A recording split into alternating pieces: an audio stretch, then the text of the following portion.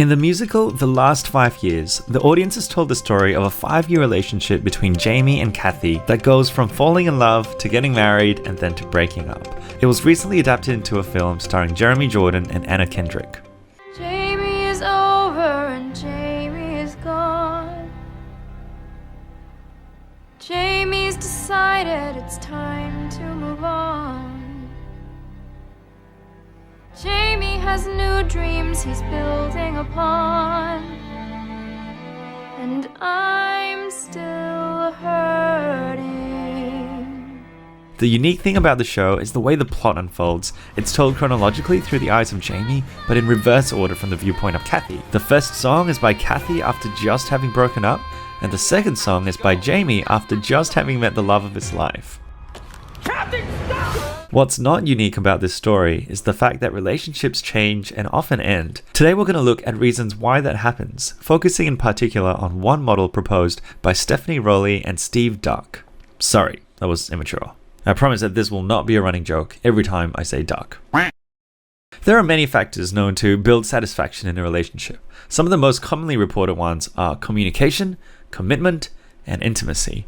This goes beyond attraction and are good predictors of longevity in a relationship. It's also worth mentioning that it's the perception of these factors that are possibly more important than the thing itself. Even if my partner is actually committed to the relationship, if it doesn't look like it from my view, I would not feel satisfied with the relationship. But why do relationships end? Psychology has a lot to say about this. Numerous studies have identified factors that predict the end of a relationship, including marrying young, criticism, defensiveness, and blame. Relationship dissolution, our technical term for breaking up, refers to a conscious choice to end a relationship by one or more of the parties involved. Older dissolution theories viewed breakups as something intrinsically bad and to be prevented. Newer theories, however, look at ways to predict relationships in order to save people from staying in bad ones. One model that views dissolution in a more positive sense was developed in 2006 by Rollie and Duck, as mentioned previously. There are a few ways of viewing Duck's model, but the most recent version, assisted by Stephanie Rollie, has 5 stages, and they are the intrapsychic phase, the dyadic phase, the social phase, the grave dressing phase, and finally the resurrection phase. Let's examine them one at a time. As the name suggests, the intrapsychic phase is when the breakup starts inside the psyche or mind of the individual.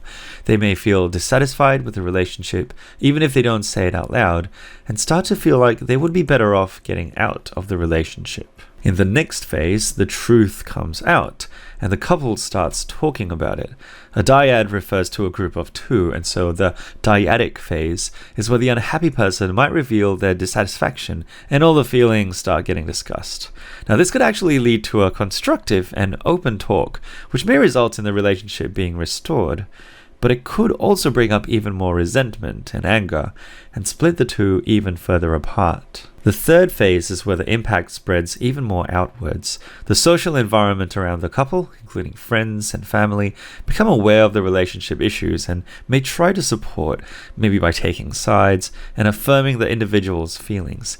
They may even inadvertently speed up the dissolution by divulging secrets they have held in an effort to perhaps make the person feel better about their choice. The fourth phase occurs after the breakup, officially happens, and it's a bit of a reflection period in which the individuals will try and feel better about their decision and see themselves in the right, even if it puts the other person in the wrong.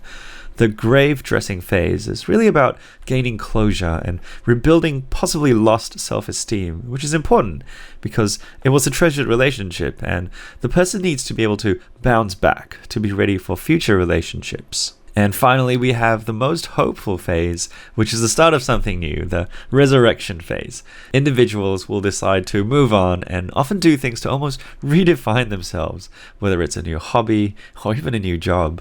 They'll aim to learn from their mistakes and try and seek out better relationships. Duck's model of dissolution is an effective one that has been supported by some research. It's also quite easy to validate because you can literally see these phases occurring when observing a breakup or going through one yourself. Possibly the best thing about it though is the fact that it provides clear steps and opportunities for intervention and understanding of how you might possibly try to repair the relationship at different junctions. For example, during the dyadic phase, constructive communication techniques could be used to limit blaming. However, it also has its limitations. Duck's model doesn't account for a lot of variation. Not only has it been shown that men and women experience breakups quite differently, but if it was one person who initiated the breakup, you'd expect their experience of the 5 phases to be quite different from the person being broken up with. And lastly, couples may also skip some of the phases or even go through it in different orders.